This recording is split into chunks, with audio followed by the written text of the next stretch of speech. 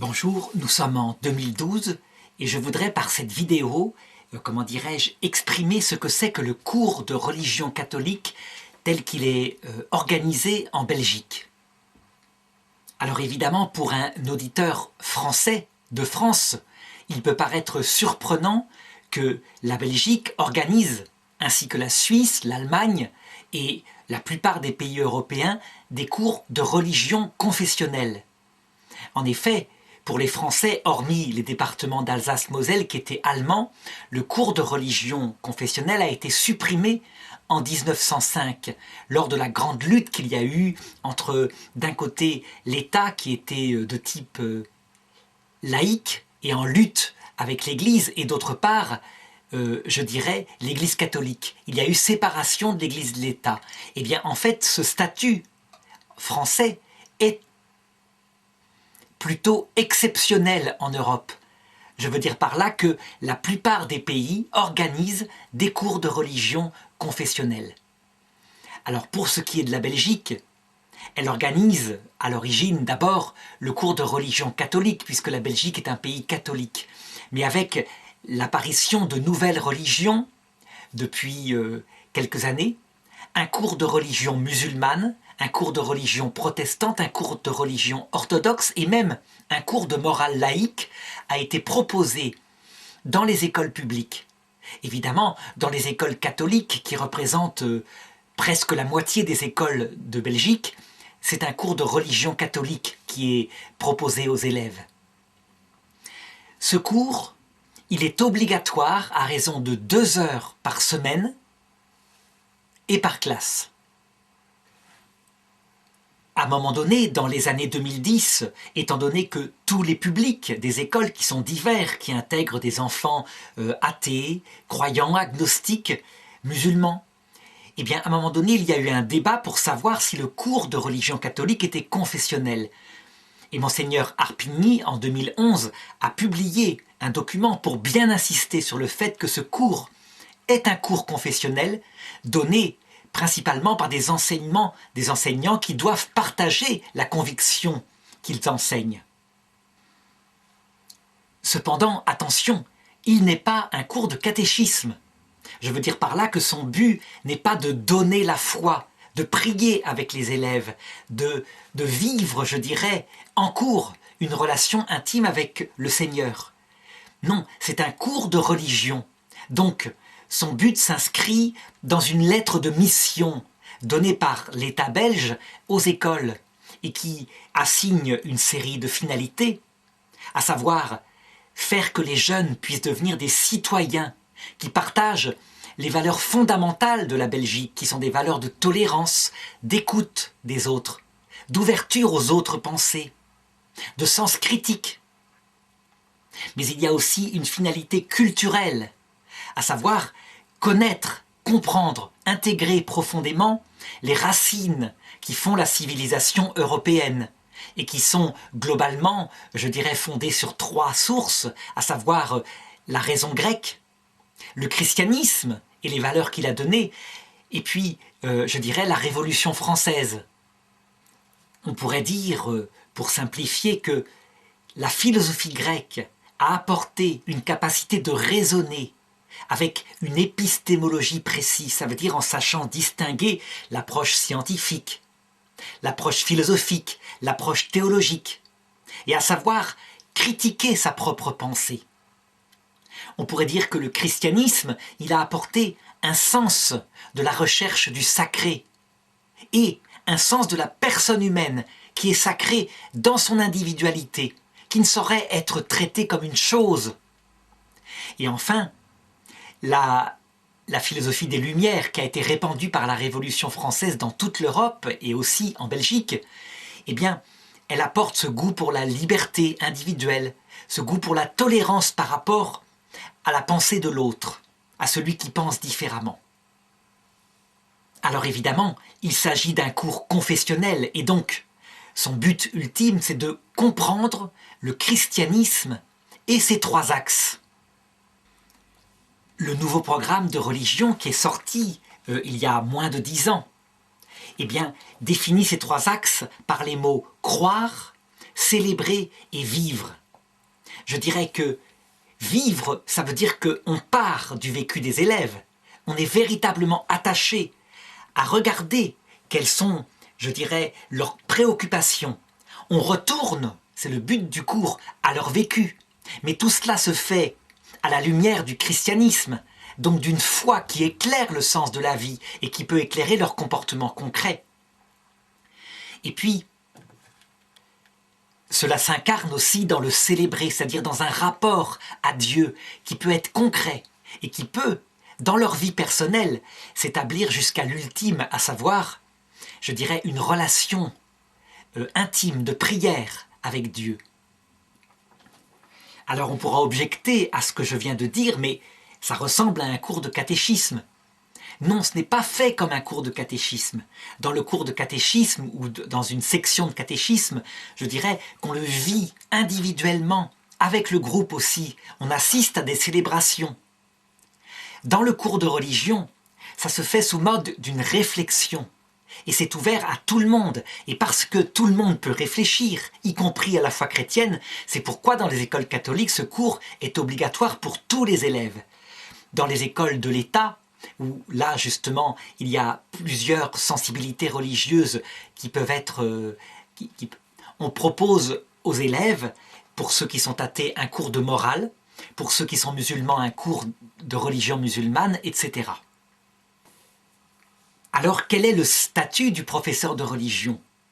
Eh bien, en Belgique, le professeur de religion est un professeur comme les autres professeurs, avec des compétences acquises dans une formation comme les autres professeurs.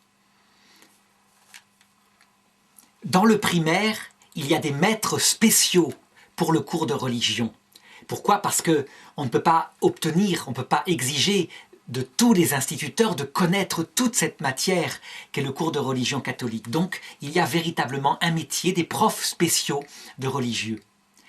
Au niveau de ce qu'on pourrait appeler le collège, donc je dirais à peu près de 12 ans jusqu'à la 3e. Ce sont des professeurs qui sont titulaires d'un régendat. Ce régendat donc est passé en Belgique. Parfois, les professeurs se forment à une matière comme le néerlandais, le français, et font une option religion qui leur permet d'avoir des cours de religion à ce niveau. Pour ce qui est du lycée, donc disons de la 3e à la 6e, donc ce qui correspondrait en France de la 3e à la terminale, eh bien, ce sont des licenciés en sciences religieuses. Les licenciés en sciences religieuses, c'est l'équivalent, je dirais, de la maîtrise en France, de ce qu'on appelle le Master 1 maintenant. Et le professeur passe aussi un diplôme de pédagogie qu'on appelle l'agrégation. Agrégation de l'enseignement secondaire supérieur. Alors il y a peu de professeurs qui n'ont fait que la formation en religion en Belgique. Et c'est d'ailleurs, ça a été pendant longtemps une grosse lacune, un gros problème, si bien que les évêques catholiques ont organisé une formation obligatoire pour des professeurs venant d'autres matières et qui étaient intéressés à prendre cette matière-là. C'est une formation très complète, assez lourde, qui prend plusieurs centaines d'heures et qui se passe pendant plusieurs années, le temps que le professeur, je dirais, se tourne vers cette autre matière qu'est la religion. Cependant, il y a véritablement moyen de démarrer sa formation comme, je dirais, comme professeur de religion exclusivement. C'est ce que j'ai fait. J'ai passé des diplômes de théologie et si je suis titulaire aussi de diplôme de philosophie, c'était en vue d'enseigner évidemment le cours de religion catholique. Alors la titularisation d'un professeur de religion ne se passe pas de la même façon qu'en France. En France, le concours d'enseignement prend, je dirais, ceux qui, au plan de la matière, sont, je dirais, les meilleurs sur toute la France. C'est le concours du CAPES, le concours de l'agrégation. En Belgique, celui qui a une formation, il passe des examens. Et ensuite, il peut être embauché par une école. Et le directeur de chaque école a 2 ans pour voir si ce professeur possède les qualités pédagogiques qui lui permettra éventuellement d'être nommé plus tard. Si bien qu'un professeur qui serait titulaire d'un master mettons en théologie catholique, peut être pris dans une école et ne pas être gardé au bout d'1 an. S'il est gardé au bout de 2 ans, on dit qu'il est prioritaire. Ça veut dire que, sauf si quelqu'un était muté d'une autre école et avait plus d'ancienneté que lui, je dirais que c'est lui qui sera nommé prioritairement. On ne peut pas lui prendre son poste. Donc il subira une inspection par un inspecteur de religion catholique et il obtiendra alors sa nomination pour les heures dans lesquelles il enseigne. En Belgique, au niveau du régendat, on a à peu près 22 heures de cours à fournir et au niveau du lycée, donc ce qu'on appelle les licenciés, on a à peu près, je dirais, 20 heures à fournir. Ça correspond à un plein temps. Donc ce n'est pas la même chose qu'en France où je crois c'est 18 heures, quel que soit le niveau d'enseignement, et c'est 15 heures de cours à fournir pour un agrégé. L'agrégation belge n'est pas un concours comme en France, elle est un examen et elle permet d'enseigner au niveau des lycées et au niveau des écoles supérieures. Donc il s'agit d'un diplôme de pédagogie qui est reçu en université. Par exemple, moi je l'ai suivi à l'université catholique de Louvain-la-Neuve et qui est sanctionné par des examens. Alors en 2003 est sorti en Belgique, à l'occasion de réformes pédagogiques, un nouveau programme que j'indiquais tout à l'heure et dont voici le manuel. Auparavant, le cours de religion était un cours qui était donné, je dirais, avec une série de thèmes à aborder au cours des années. Le nouveau programme, il est centré autour de la pédagogie de ce qu'on appelle les compétences. Ça veut dire que sa visée pédagogique consiste à faire acquérir, à faire que les élèves développent des compétences. Il a été construit et accepté par les 4 évêques francophones de Wallonie, à savoir Bruxelles, je dirais Liège, Namur et Tournai. Et ces évêques avaient une sensibilité différente. Il y avait à l'époque le cardinal Danils, qui était archevêque de Bruxelles-Malines, et il y avait, je dirais du côté de Namur, l'actuel archevêque, qui est monseigneur Léonard.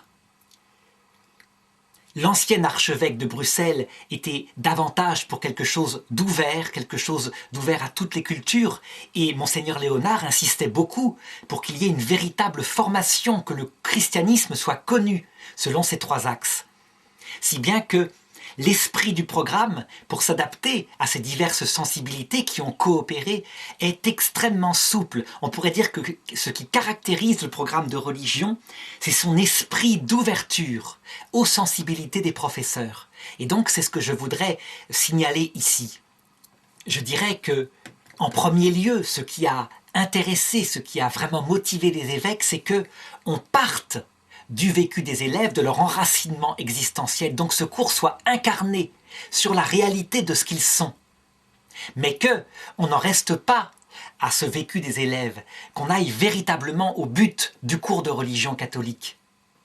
Et pour cela, le programme se veut un outil d'une très grande souplesse, qui comprend d'ailleurs, je dirais, à peu près 20 thématiques tous les 2 ans.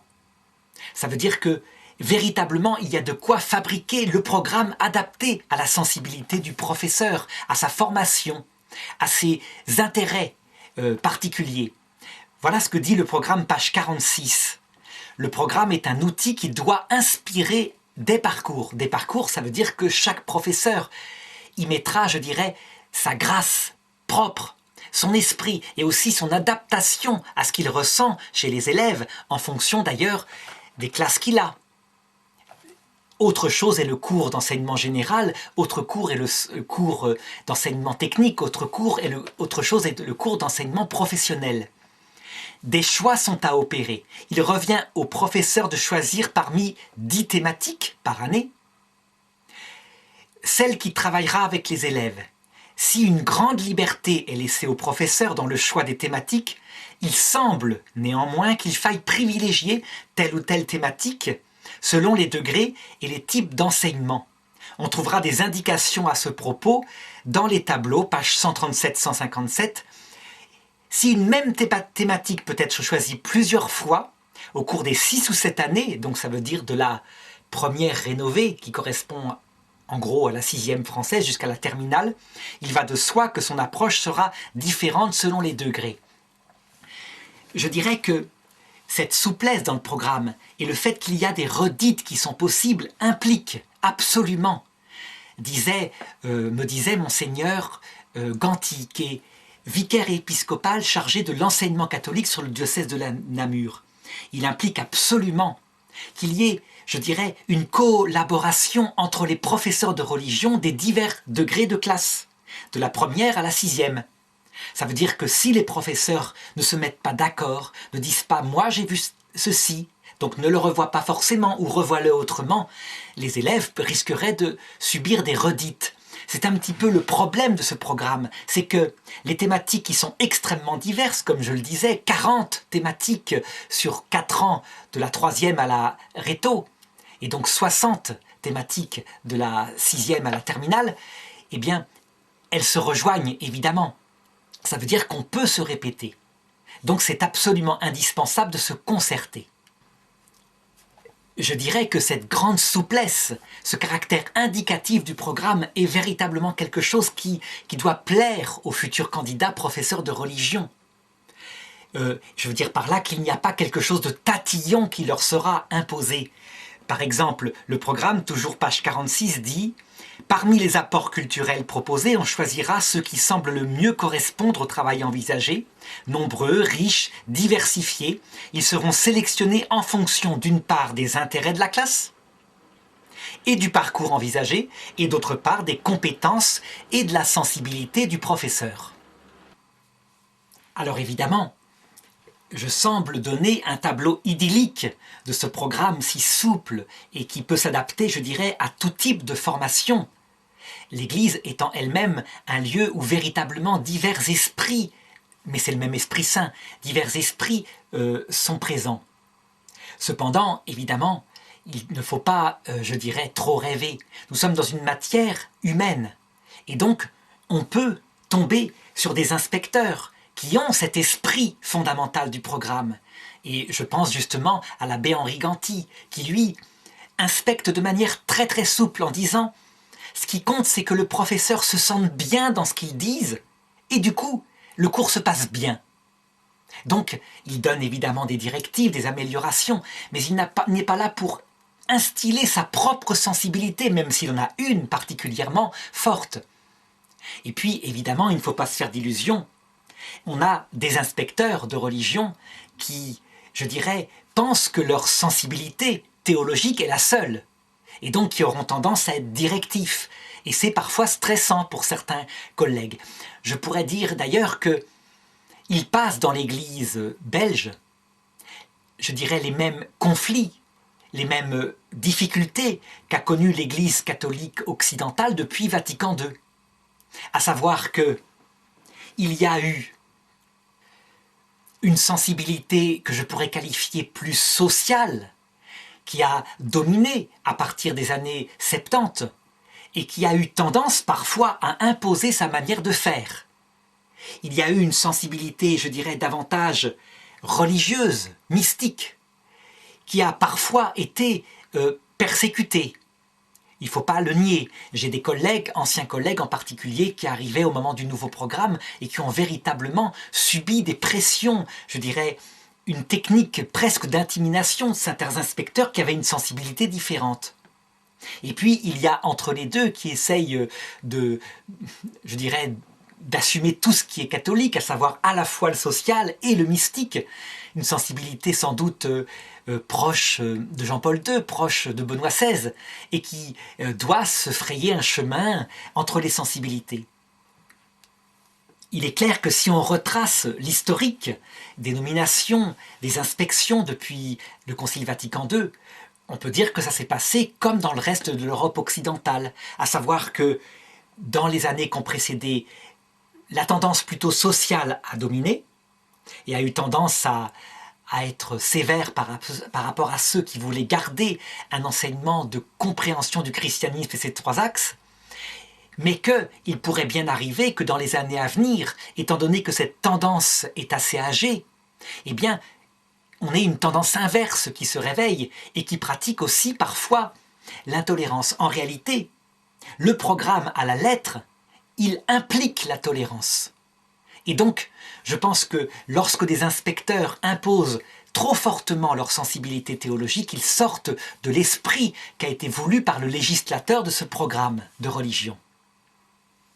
Alors je voudrais maintenant entrer un petit peu plus dans les détails de ce programme. Ce programme, donc, il est axé autour de 5 compétences terminales. Ça veut dire qu'on doit véritablement, je dirais, centrer la structuration de son cours autour de ces 5 choses qui vont être un petit peu comme les étapes progressives d'un cours, qui peuvent être très souples évidemment, mais qui sont un peu comme une trame, qui peuvent aider le professeur de religion, surtout le débutant. On part donc du réel, du vécu des élèves. Ça s'appelle formuler une question d'existence. Ça veut dire que quelle que soit la thématique que le professeur choisit, et j'en montrerai quelques exemples après, il faut s'efforcer d'incarner ça. On peut dire que c'est de la basse pédagogie. Si évidemment ça ne parle pas aux élèves, on aura peu d'impact sur eux. Seulement, il dépend, je dirais, du savoir-faire du professeur, d'intéresser les élèves à n'importe quelle thématique qui pourrait arriver. Les élèves ne peuvent pas s'intéresser à tout. Et donc je dirais que c'est le travail du professeur aussi d'enraciner ça dans le vécu. Deuxième axe, élargir à la culture. Ça veut dire que on n'en reste pas à une réponse chrétienne, à une réponse catholique. Ça veut dire que si la thématique, quelle qu'elle soit, permet, je dirais, d'établir la réponse d'autres cultures, que ce soit d'autres religions, par exemple le bouddhisme, l'hindouisme, l'islam ou l'humanisme athée, eh bien, on peut le faire avec les élèves, on doit le faire. Ça permet à l'élève d'acquérir cette ouverture d'esprit à une autre forme de pensée. Mais évidemment, la compétence terminale centrale, c'est comprendre le christianisme et les 3 axes. C'est un cours de religion catholique. Et donc, véritablement que les élèves aient une compréhension de la façon dont la foi catholique aborde tel problème, quel qu'il soit. Alors comme c'est un programme par compétence, le programme privilégie évidemment la recherche que feront les élèves. On sait que c'est à la mode actuellement, la recherche des élèves pratiquement, certains pédagogues disent qu'elle doit être exclusive et centrale. En réalité, tous les professeurs savent bien que c'est beaucoup plus souple que cela. Il faut toutes sortes de méthodes, on peut se servir de vidéos, on doit pouvoir faire cours, donner une vraie matière comme dans les autres cours. Il ne saurait pas être question de ne faire qu'exclusivement tel type de pédagogie. Évidemment, comme dans toutes les matières, certains inspecteurs qui ont parfois pas cette souplesse, je dirais, des diverses formes de pédagogie, imposent une seule et unique méthode pour acquérir cette compétence terminale. Tous les professeurs pensent que c'est une erreur et que, en ne faisant qu'une seule méthode, qui serait par exemple recherche interactive par groupe ou alors sur Internet, on lasse les élèves. Ce qui marche actuellement, je dirais, c'est ce qui va plaire aux élèves et selon le charisme, selon la sensibilité du professeur, il y a une liberté pédagogique. Donc par exemple, pour ma part, j'utilise énormément le débat interactif. Ça veut dire que le cours, je dirais, il est perpétuellement dans un échange, comment dirais-je, avec les élèves. Un échange véritablement où ils exercent leur sens critique, où leur pensée est respectée. Et où finalement, avec leurs diverses approches, lorsque c'est un sujet moral par exemple, on arrive véritablement à une vérité. Je ne parle pas ici d'un débat dans tous les sens. Ce n'est pas du tout la méthode que j'utilise. Bref, à chacun, selon sa sensibilité, selon son charisme, je dirais, de trouver la méthode qu'il privilégiera. Alors la 4e compétence terminale consiste à organiser une synthèse porteuse de sens. Ça veut dire que le grand défaut de certaines façons de faire à certaines époques, c'est que le cours était hyper interactif, mais n'aboutissait à rien de concret. Ça veut dire qu'on ne peut pas se contenter des débats qui n'aboutissent jamais qu'à une série d'avis que chacun a donnés et rien de solide. Et donc on organise une synthèse porteuse de sens, avec la lumière évidemment de l'enseignement de l'Église. Et cette synthèse, enfin, c'est la compétence 5, elle doit être capable d'être formulée, communiquée lors des contrôles qui terminent cette matière, parce que le cours de religion est une vraie matière avec des notes et il compte pour les examens finaux. Je veux rappeler par là qu'en Belgique, le système ne fonctionne pas comme en France. Il y a certes des contrôles continus, mais il y a en général 2 sessions d'examen chaque année, une en décembre, une en juin, un petit peu comme en université en France. Et donc, je dirais que ce qui a été travaillé dans toutes les matières doit pouvoir être communiqué avec les compétences dont je parlais tout à l'heure. Ça veut dire que ce n'est pas que de la restitution. Doit être communiqué lors d'examens finaux qui serviront pour le conseil de classe. Alors, outre ces compétences terminales, il y a des compétences disciplinaires. Ça veut dire qu'ils font partie de la matière véritablement. Et je voudrais montrer quelques exemples parce qu'elles sont extrêmement nombreuses. Et donc pour montrer à quel point, je dirais à la fois le professeur de religion, il doit être presque quelqu'un qui est doué partout. Ça veut dire qu'il ne peut pas se contenter d'être un théologien, d'être quelqu'un qui analyse des textes bibliques. Il doit avoir des notions de science, d'histoire, de philosophie. C'est une formation, je dirais, universelle. Et c'est ce qui d'ailleurs fait l'intérêt de ce cours. Je dirais que c'est le meilleur cours qu'on puisse donner, parce qu'on ne peut jamais s'y ennuyer. Alors je voudrais citer quelques-unes des compétences, ou disons toutes les compétences, les 11 compétences disciplinaires dont je parlais tout de suite. La première, lire et analyser un texte biblique. Alors ça peut paraître barbant pour les élèves, à savoir ça pourrait ressembler au cours de français, où on lit des textes et on les décortique. Attention, c'est un cours de religion catholique, donc on ne peut pas se contenter du sens littéral, de faire de l'exégèse historico-critique. Il faut aussi se référer au sens spirituel de l'écriture. La deuxième compétence, décoder le mode de relation aux religieux, donc à travers toutes sortes de choses. Cette compétence-là peut être utilisée au cours des 6 années à l'occasion de plein de sujets, puisque, en fait, la religion, elle intervient sourdement dans la vie des gens. Je pense en ce moment, par exemple, à la mort d'un animateur célèbre en France, Jean-Luc Delarue, et de voir à quel point le rapport au religieux, il est présent, et que les artistes qui ont une grande sensibilité, qui en même temps ont été très durs avec lui, et lui sans doute durs avec les autres, eh bien, ils espèrent que là où il est vivant, et qu'ils les entendent. C'est ce genre de choses-là qui peut être fait partout. Une troisième compétence, pratiquer l'analyse historique. Donc on pourra dire, mais ça c'est une compétence du cours d'histoire. Eh bien non, en religion, en cours de religion, elle intervient aussi. Par exemple, on a toute une histoire sainte qui est dans la Bible, mais aussi l'histoire de l'Église, et où véritablement il y a une méthode d'analyse de l'histoire qui doit se faire avec le progrès qu'il y a eu. La foi juive, telle qu'elle est donnée au niveau de Moïse, n'a pas la même richesse, la même compréhension du mystère qu'au niveau du prophète Malachie. Ça, on ne peut pas nier. Moïse, par exemple, la polygamie, la lapidation est tout à fait autorisée. Malachie interdit la polygamie et la lapidation. Donc il y a eu une évolution historique. Alors une quatrième compétence, interroger et se laisser interroger par les sciences et les sciences humaines. Donc on voit aussi qu'à l'occasion du cours de religion, des tas de notions de sciences positives peuvent intervenir. Par exemple, s'il y a une réflexion avec les élèves sur le monde a-t-il été créé? Eh bien, forcément, les élèves amèneront le professeur à se confronter à ce qu'en dit la science, l'histoire du Big Bang, de l'évolution et tout cela. Mais c'est aussi valable pour les sciences humaines, donc la psychologie, la sociologie. Ceci est valable non seulement pour la compétence terminale, comprendre le christianisme et ses 3 axes, mais c'est valable aussi lorsqu'il s'agit, ce que demande la lettre de mission, à savoir d'aider ces jeunes à devenir des adultes. Et là, il peut y avoir des sections entières qui les aident, par exemple à passer l'adolescence, à se comprendre, à se préparer dans leurs relations filles-garçons, etc. Donc les sciences humaines ont un rôle très important. Une 5e compétence dit pratiquer le questionnement philosophique. Ça veut dire que toute la formation philosophique peut intervenir. Alors, certains ont une formation philosophique un peu à la française, avec des auteurs divers. D'autres, comme moi, ont une formation plutôt de type aristotélicienne, c'est-à-dire qui regarde la réalité, qui l'observe et qui l'analyse avec des outils.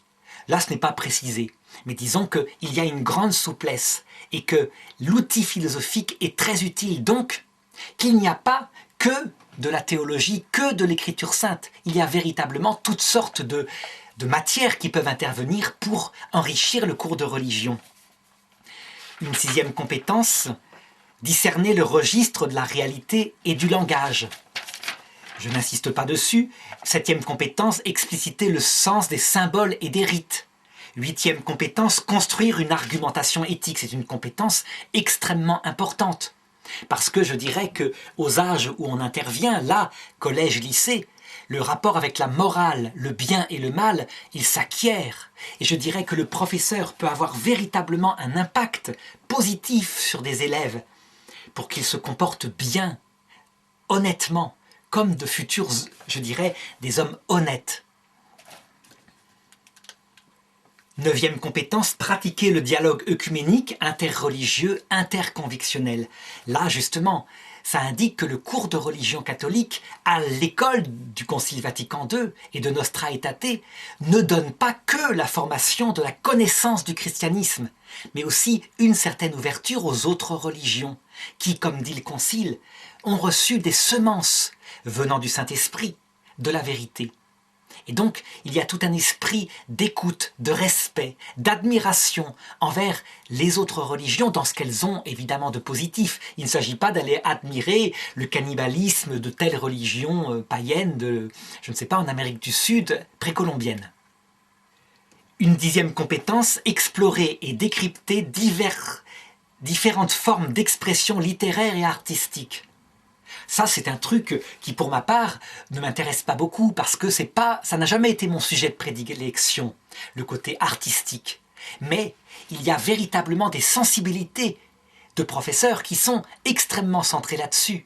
J'ai un collègue, par exemple, pour qui c'est fondamental, et donc son cours s'articule beaucoup autour de cette compétence artistique. Il va présenter des œuvres d'art, œuvres chrétiennes, et c'est par ces œuvres d'art, chrétiennes ou non, qu'il va atteindre son objectif. Et la 11e compétence, elle dit discerner et analyser la dimension sociale de la vie humaine, donc le rapport aux autres, le rapport au fait qu'on vit en communauté. Alors ces compétences que les élèves vont travailler au fur et à mesure que les thématiques arrivent, ces compétences, elles ne vont pas s'exercer comme ça en l'air. Elles vont s'exercer autour d'une série de thématiques extrêmement profondes, nombreuses, diversifiées que propose le programme et que je voudrais manifester à travers cette page-là. Alors je la montre comme cela, même si je suspends le livre et donc il n'est pas tout à fait fixe afin que, en faisant arrêt sur image, peut-être certains arrivent à mieux voir ce que ça signifie. Dans la colonne, je dirais de gauche, on a ce qu'on pourrait appeler les entrées. Et puis après, première colonne, c'est dans la classe de première et deuxième. Deuxième colonne, c'est l'application des thématiques par rapport à ces entrées en classe de troisième, quatrième. Et enfin, dernière colonne ici, c'est l'application de ces entrées dans des thématiques pour les classes de cinquième et sixième, ce qui correspond donc aux grands. Alors on le voit, il y a au cours des 6 années finalement 60 entrées possibles autour de ces 10 thématiques qui sont là. Donc quelle diversité, quelle richesse! On voit à quel point chaque professeur, je dirais, même s'il est au départ aidé, il n'y a pas beaucoup, je dirais, de cours tout mâchés qui ont été faits. Et il faut quelquefois demander à des collègues qui les ont déjà préparés quand on se lance dans les premières années d'enseignement. Mais au bout d'un certain temps, véritablement, le professeur pourra mettre ce qui correspond véritablement à son charisme, et puis aussi, au cours de sa carrière, il pourra complètement réformer son cours. Il pourra complètement, je dirais, aborder les choses différemment, tellement ce cours implique de richesse. Alors ce programme, il propose, il n'impose pas, mais il propose, pour chacune de ces entrées, ici c'est en classe de première, donc ce qui correspondrait en France aux petits de sixième, il propose diverses possibilités d'aborder un cours centré autour de la thématique construire le bonheur. Alors, je ne voudrais pas montrer, je dirais, comment dirais-je, la totalité des 60 tableaux qui sont proposés après, et qui donc sont des supports pour ceux qui débutent dans l'enseignement de la religion. D'ailleurs, on peut trouver sur Internet le programme de religion catholique qui est disponible, qui a été mis, je dirais, librement pour voir à quoi ça correspond.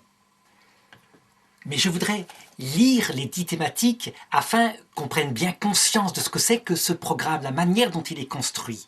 Donc, construire le bonheur, je viens de montrer un tableau particulier par rapport à ce thème. Affronter le mal, 2e thématique. Habiter le corps, 3e thématique. Convertir la violence, ça c'est la 4e thématique. Vivre et mourir. Vivre en relation. Pratiquer la justice et la charité. Traverser la souffrance. Développer le rapport au monde, fonder la spiritualité de l'être humain. Peut-être que certains qui se disent, mais dans ces thématiques-là, on aurait pu attendre, par exemple, 1re thématique, la Trinité, 2e thématique, le péché originel, 3e thématique, etc. Ça, c'était ce que faisait un petit peu l'ancien programme. Ce nouveau programme, qui fonctionne par type de compétences, donc, prend plutôt des thématiques. Mais il n'empêche pas que, vu la souplesse qu'il a, eh bien, en partant de ces choses qui sont enracinées, et évidemment de manière existentielle, beaucoup plus dans la vie des jeunes, on peut véritablement, au cours de la scolarité, avoir abordé la compétence, je dirais, terminale, comprendre le christianisme et ses 3 axes, y compris du contenu d'un contenu de matière. Je veux dire par là que moi, qui ai les élèves sur 4 années, donc de la 3e à la terminale, eh bien, on peut dire qu'ils sortent du cours, tout en ayant suivi ces thématiques, ils sortent du cours en ayant abordé toutes les grandes problématiques de la théologie chrétienne. Par exemple, prenons la Trinité. Eh bien, la Trinité, elle peut être abordée sans problème dans le cadre de la 10e thématique, fonder la spiritualité de l'être humain. Prenons un thème de théologie chrétienne comme « Que se passe-t-il après la mort ?» Eh bien, évidemment, on a une entrée, une thématique particulière qui s'appelle « Vivre et mourir ». Et d'ailleurs, qui correspond à des entrées, je le vois ici, « Qu'y a-t-il après la mort ?» donc classe de 3e et 4e, donc véritablement qui permettent d'aborder ces sujets en théologie chrétienne aussi, tout en les voyant, comme je l'ai indiqué, dans d'autres religions, chez des gens qui ne sont pas croyants, etc.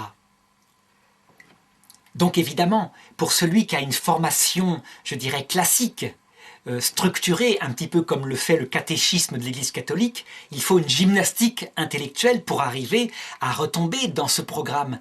Mais ça se fait sans problème et ça oblige le professeur à partir de l'élève et à en revenir à l'élève, toujours. Ça veut dire qu'il ne s'agit pas seulement de faire un cours magistral de théologie. Ce n'est pas du tout cela qui est demandé dans le programme. Alors évidemment, on le voit, le professeur du secondaire ne peut pas être un conférencier du supérieur. Ça n'a rien à voir. C'est pourquoi, je dirais, avant de postuler pour, je dirais, le métier de professeur de religion, qui est le plus beau qu'on puisse imaginer, mais aussi qui implique de grandes qualités professionnelles, eh bien, il faut savoir si on est fait pour ce genre de métier. Je crois que les qualités qu'il faut vérifier avant de se lancer et donc éventuellement de ne pas être repris au bout de 2 ans parce qu'on n'aura pas les qualités de professeur, c'est d'abord, est-ce qu'on aime vraiment ses élèves pour les faire grandir? Deuxièmement, est-ce qu'on partage la conviction catholique? C'est évident. À un moment donné, certains disaient « mais le cours de religion doit pouvoir être donné par n'importe qui, quelqu'un qui n'a pas la foi catholique ». C'est impossible. Si on est soi-même en bisbille par rapport à l'explication des mystères ultimes comme la souffrance que donne la réponse catholique, comment peut-on l'enseigner à des élèves? Il faut vérifier aussi qu'on ait quelques qualités pour imposer une certaine discipline. Je veux dire par là que ce n'est pas le cas de tout le monde. Il y a des personnes qui, par exemple, lorsqu'ils arrivent devant des élèves, sont fort angoissés, ont une nature fondamentalement angoissée. Et dans ce cas-là, il faut réfléchir si c'est son métier. Alors évidemment, les techniques pour avoir de l'autorité, pour imposer une certaine discipline en classe, s'acquièrent. Mais il y a des fois où elles ne s'acquerront jamais. Donc il faut un minimum de base, de type charismatique sans doute, je pense. Quand je dis un minimum de base, ça ne veut pas dire qu'il faut être forcément, je dirais, le professeur qu'on a connu tous et qui arrive et qui dès le départ s'impose parce que son physique en impose ou sa tête. Non, il y a des techniques qui s'acquièrent et en Belgique comme en France, on sait que les cours de pédagogie concernant ces techniques laissent souvent à désirer. Ça veut dire que souvent on fait des grandes théories sur le moi, le surmoi, des machins comme ça, mais on ne fait pas d'exercice concret. Comment se poser devant une classe, comment faire des moments de silence, comment, je dirais, présenter aux élèves en début d'année ces exigences, les sanctions qui viendront et s'y tenir, etc. Donc cette chose-là peut s'acquérir, peut-être pas pour tout le monde, mais pour beaucoup. Donc ça, c'est un petit peu comme toute personne, il faut discerner sa propre capacité à enseigner. D'autre part, lorsque on sort d'études théoriques, purement théoriques, ça a été mon cas, moi j'ai eu des études extrêmement de type thomiste, donc qui sont extrêmement intellectuelles, extrêmement poussées, et qui ne préparent pas à ce côté interactif qu'on doit utiliser perpétuellement en classe.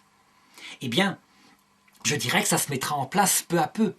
Mais si on est complètement allergique à cela, si on est uniquement, comme je le disais tout à l'heure, un conférencier, alors il vaut mieux se diriger vers un autre métier parce que jamais des classes actuelles n'accepteront des conférences avec un prof magistériel et des élèves qui notent tout au long du cours. Alors est-ce qu'on peut venir aussi en Belgique avec une formation qui viendrait d'ailleurs, d'un autre pays ou d'une autre sensibilité? Je répondrai oui, même si il faut s'attendre évidemment à des problèmes de sensibilité avec certains inspecteurs, comme je le disais tout à l'heure. On ne tombe pas toujours sur des inspecteurs qui ont l'esprit de souplesse de ce programme. Seulement, il faut être capable véritablement d'affronter les choses. Et si on n'est pas extrémiste d'un côté ou de l'autre, extrémiste d'un côté, par exemple, du côté, je dirais, progressiste. Je me rappelle d'un professeur qui passait son cours à enseigner le Kama Sutra à ses élèves. Donc il est évident que l'inspecteur de religion n'a pas, disons, élargi son domaine d'enseignement puisqu'il était par ailleurs professeur d'une autre matière. Et à côté de ça, l'autre extrême, ce serait, je dirais, un conférencier de type scolastique pur. Ça veut dire qui ne fait que parler, aucune interactivité, aucun rapport avec la réalité des professeurs, qui va analyser avec eux tout au long du cours un traité scientifique sur l'Eucharistie. Donc à cet autre extrême-là, je dirais qu'il faudra évidemment des changements de sensibilité, sinon on ne peut pas affronter un cours de religion catholique en Belgique, évidemment, mais nulle part ailleurs sans doute, je pense. Alors qu'est-ce que je dirais pour conclure? Que ce cours de religion, pour celui qui en a la vocation, parce que c'est presque une vocation, moi je n'hésite pas à le dire, c'est pas un métier, c'est une vocation, quelque part, comme d'ailleurs tout métier de prof devrait être une vocation, mais enfin, c'est encore plus visible pour le cours de religion. Je dirais que pour le cours de maths, on n'a pas un rôle fondamentalement éducateur dans la matière qu'on donne. C'est difficile d'éduquer avec x plus y égale, etc. Dans le cours de religion, si on aime les élèves, si on aime, je dirais, toutes les disciplines qui sont impliquées dedans, c'est le plus beau des métiers. C'est en même temps le plus dur, en ce sens que, évidemment, c'est pris par certains élèves comme le cours de dessin, comme le cours de sport. Ça veut dire qu'ils le passent un peu par-dessus la jambe. Mais je dirais que c'est au professeur, par sa compétence, s'il est formé véritablement en philosophie, en sciences et en théologie, de montrer que c'est une véritable matière qui implique de la compétence. C'est pas simplement des débats sans cesse autour de ce qui me frappe. C'est beaucoup plus profond. Il y a de véritables apprentissages. C'est une matière comme une autre aussi. En tout cas, pour ce qui me concerne, j'y ai trouvé véritablement mon épanouissement professionnel total. Alors, j'ai certes eu quelquefois des difficultés avec certains inspecteurs parce que venant de France, eh bien, eux ne comprenaient pas forcément cette sensibilité, je dirais, de la génération Jean-Paul II. Mais je dirais que ces difficultés-là se rencontrent partout et que c'est une question d'inspecteur individuel, de façon dont il procède. Il faut espérer que le cours de religion sera un jour rétabli en France, où véritablement, je dirais, les hommes politiques se rendent compte de l'importance d'une réflexion ouverte, citoyenne en même temps, sur tous ces sujets qui travaillent les jeunes. D'autant plus qu'il y a une manière de donner cours qui est véritablement ouverte, formatrice, qui est véritablement dans l'esprit qui est attendu par les pays européens actuels, dans leur sensibilité. Alors, dernière remarque, lorsqu'on n'est pas belge, est-ce qu'on peut venir enseigner la religion catholique en Belgique?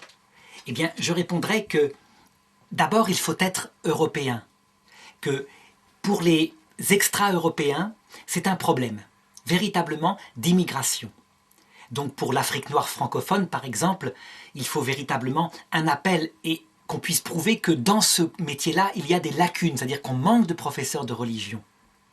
Pour ceux qui sont européens, francophones, donc, ou néerlandophones, le minimum qui est demandé, étant donné qu'actuellement on manque de professeurs de religion formés, c'est qu'on puisse attester de 2 ans de philosophie et de 2 ans de théologie au minimum pour enseigner en première, deuxième, troisième. Ça veut dire le degré, je dirais, du collège.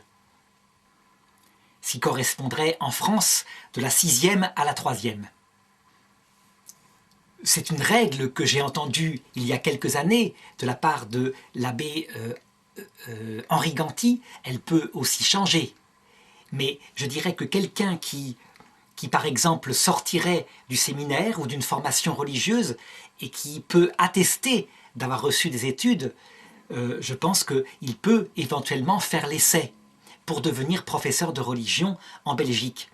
Cela n'empêchera pas que pour qu'il soit nommé, il devra absolument passer évidemment l'examen pédagogique, donc l'agrégation en sciences religieuses. Il lui sera peut-être demandé un complément de formation en fonction de ce qu'il pourra justifier comme étude, mais il pourra normalement, s'il a déjà une formation derrière lui, commencer à enseigner. Quelqu'un qui aurait un diplôme d'enseignement, par exemple français, dans une autre matière comme la philosophie, pourrait-il venir enseigner la religion en Belgique? Eh bien, la réponse, c'est qu'il pourrait sans doute, mais qu'il lui faudrait suivre la formation qui est exigée de tout candidat au professorat de religion et qui n'a pas eu de formation en théologie. Ça veut dire qu'il enseignerait dès le début, mais parallèlement, le soir, il suivrait pendant 1 ou 2 ans plusieurs centaines d'heures de formation théologique.